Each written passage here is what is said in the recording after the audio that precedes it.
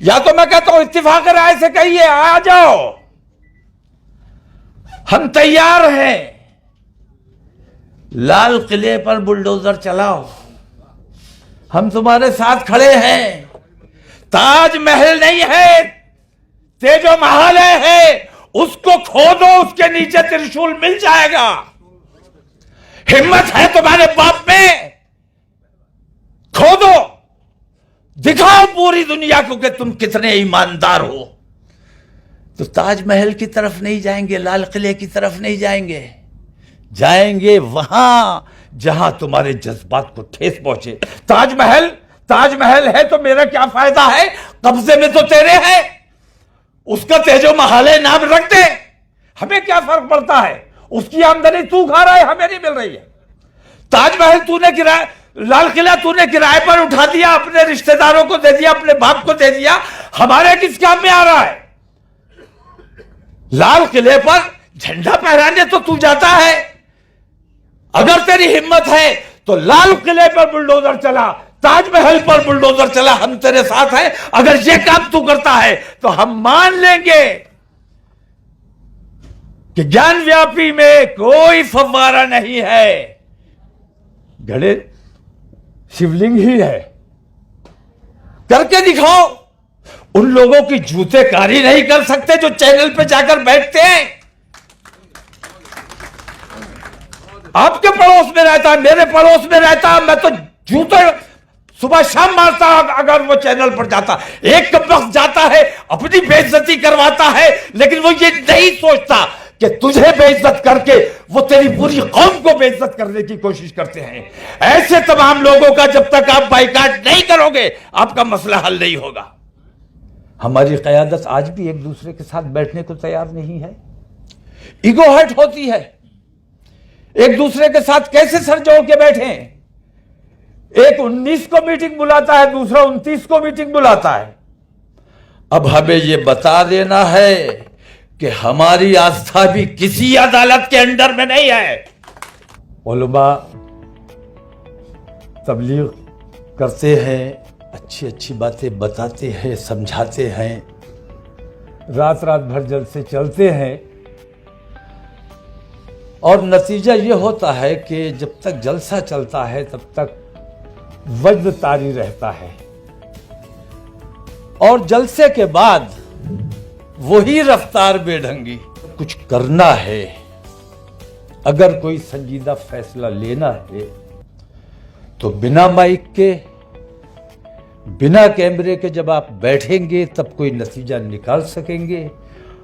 और माइक के सामने और कैमरों के सामने हम जो कुछ अपने लोगों तक पहुंचाना चाहते हैं वो हमारे लोगों तक पहुंचने से पहले वहां पहुंच जाता है जहां नहीं पहुंचना चाहिए।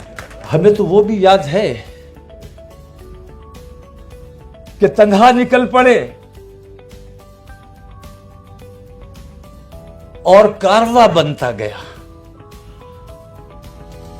हिम्मत कीजिए, हौसला कीजिए, खड़े हो जाइए, इंशाअल्लाह कारवा बनता चला जाएगा, और इतना बड़ा कारवा बनेगा कि इन जालिमों के बस की बात नहीं होगी कि उसको कंट्रोल किया जा सके। मेरी समझ में एक बात आती है,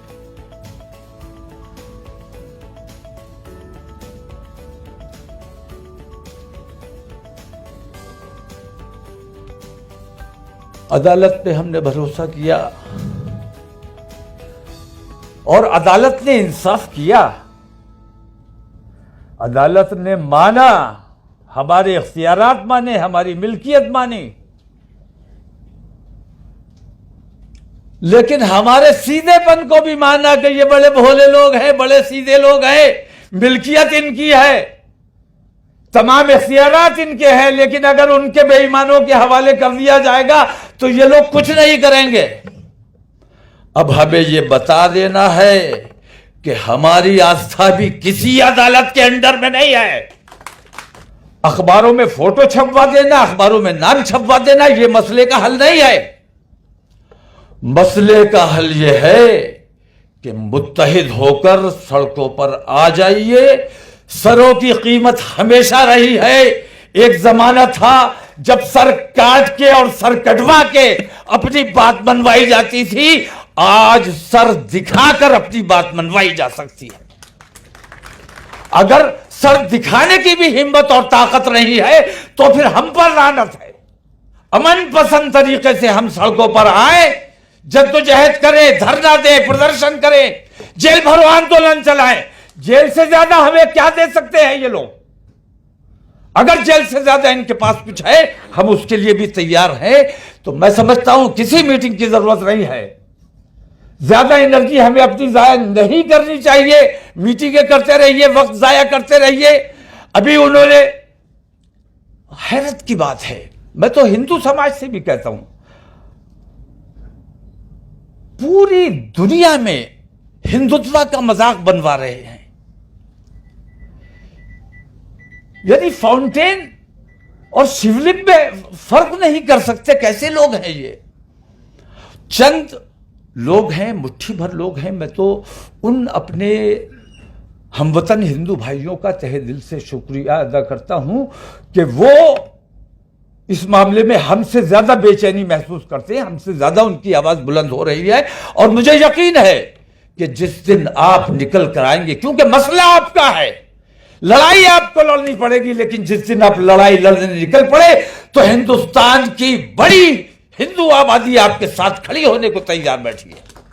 क्योंकि वो भी थक चुके हैं इन बेईमानों से, इन बेईमानों से थक चुके हैं, इनकी बेईमानियों को बर्दाश्त करते करते थक चुके हैं। आगे आपको आना पड़ेगा, अपने हक की, अपने मसाइल की लड़ाई आपको लड़नी पड़ेगी। लड़ाई लड़ने को ही नहीं आएगा। जिस दिन आप आओगे उस दिन तमाम कौमें, तमाम बिरादरियां, तमाम लोग आपके साथ आने को तैयार बैठे हैं। मेरी बहुत लोगों से बात होती है, वो ये कहते हैं कि ये हिंदुत्व नहीं है जो ये बता रहे हैं चंद चैनल। और कैसे हैं आप लोग? ज्ञानवापी अभी कुछ नहीं होना है, अभी इसकी पाबंदियां लगना शुरू होंगी। जिस तरह बाबरी मस्जिद के साथ हुआ, बिल्कुल वही होना है, आहिस्ता आहिस्ता। फिर अगर आज हमने कुछ नहीं किया तो हमारे अपने पिछलों ने अगर किया होता तो बाबरी मस्जिद का ये हशर ना हुआ होता। और अगर आज हमने कुछ ना किया तो हमारी आने वाली नस्ल को ये उन्हीं तकलीफों से गुजरना पड़ेगा। दो रास्ते हैं आपके पास, या तो इसी तरह मीटिंग करते रहिए, अपने जज्बात को तस्कीन पहुंचाते रहिए, वाह वाह करते रहिए, या फिर इत्तिफाक राय से पूरे हिंदुस्तान में एक ही दिन हिंदुस्तान के हर जिले में अपनी अपनी जिम्मेदारी लीजिए, एक कमेटी तैयार कीजिए, पूरे हिंदुस्तान में जेल भरो आंदोलन चलाया जाएगा। एक ही दिन में कश्मीर से कन्याकुमारी तक हिंदुस्तान के मुसलमान सड़कों पर आएंगे और अपने आप को गिरफ्तारी के लिए पेश करेंगे।